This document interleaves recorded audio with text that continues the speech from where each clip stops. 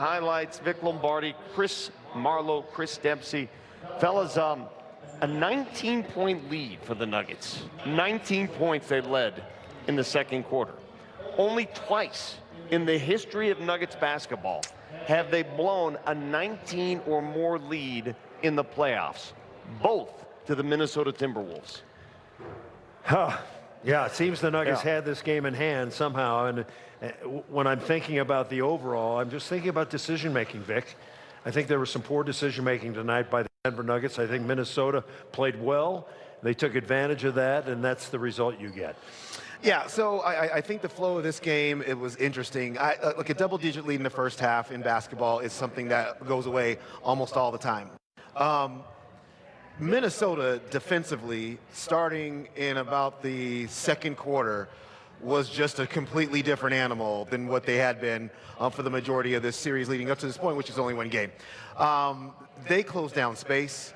They hounded, like Jamal was under siege, for basically the entirety of the second half. When you are able to play defense to that level, and then start to really create and then they also played faster in transition, I thought, as well. Something that worked for them in the game that they did win here early in March. They ran a lot in that game. They got back to that in the second half as well. And the Nuggets just weren't able to handle that and hold on. Yeah. I thought the Nuggets in the fourth quarter got a little bit cold from the outside. Joker and Jamal as a tandem in the fourth quarter. I saw the stat kind of late.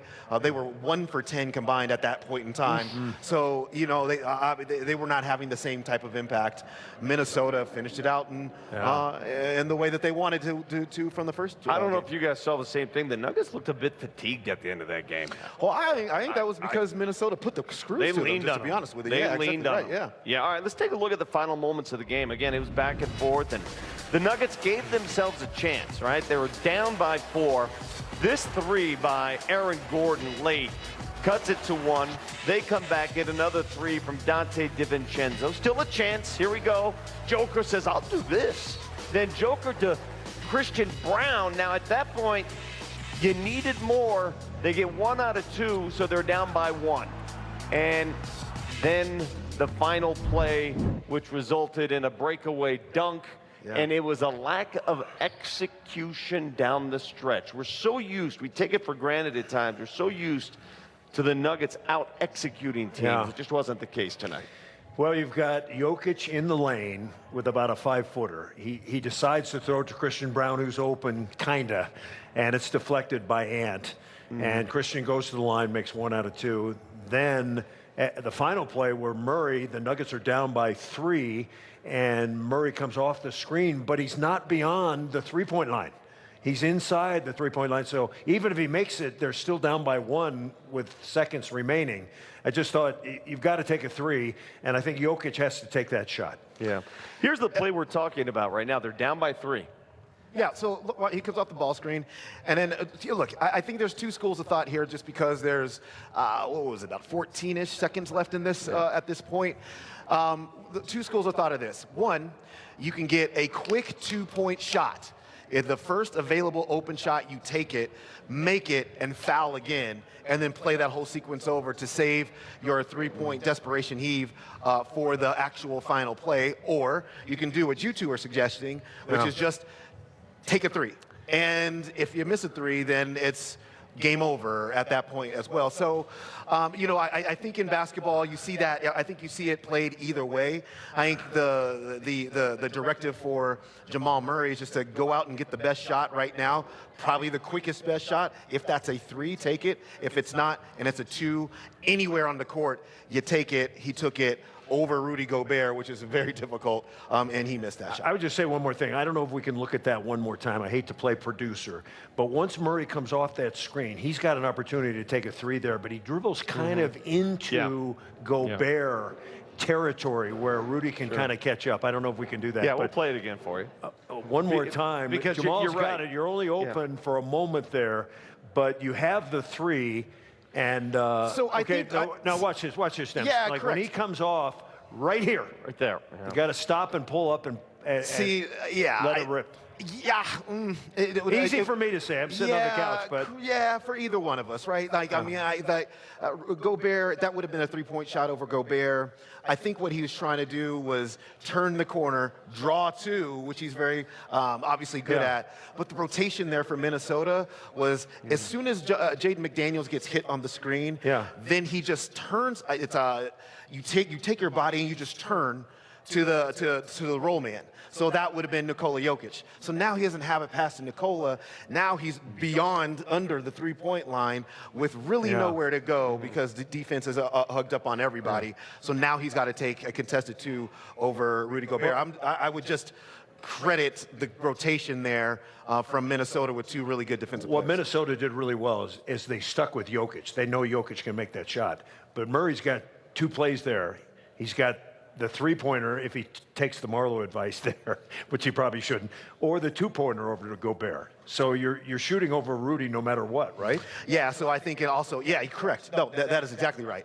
And so there's two, you can take that quick shot at three, but you would, in the split second that you clear a screen and then you try to read what's happening on this other side, that's the time that you either would have taken that shot, or now you have to try to drive your man down and then step back for the jump shot, was kind of what he did a little bit.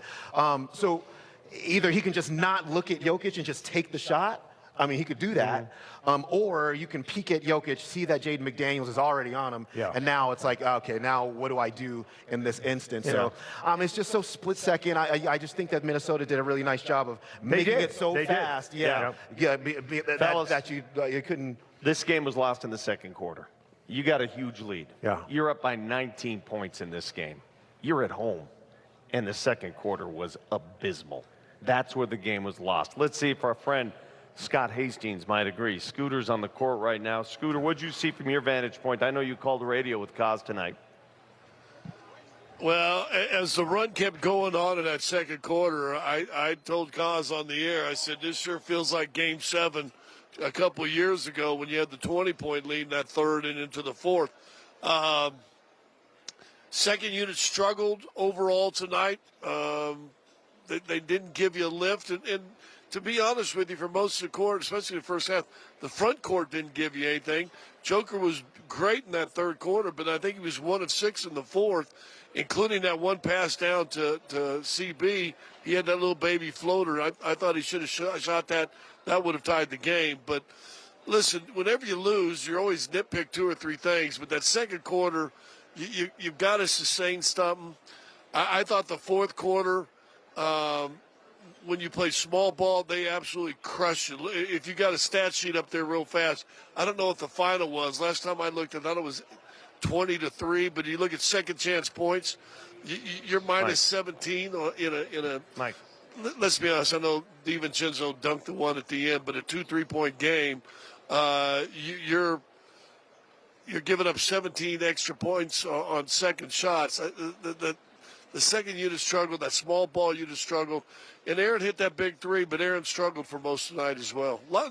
Listen, I'm going to just say this, see if you guys agree. And I talked to somebody with the NBA today who said, you guys didn't play very good in game 1. You're lucky you guys got that. And they won by 11.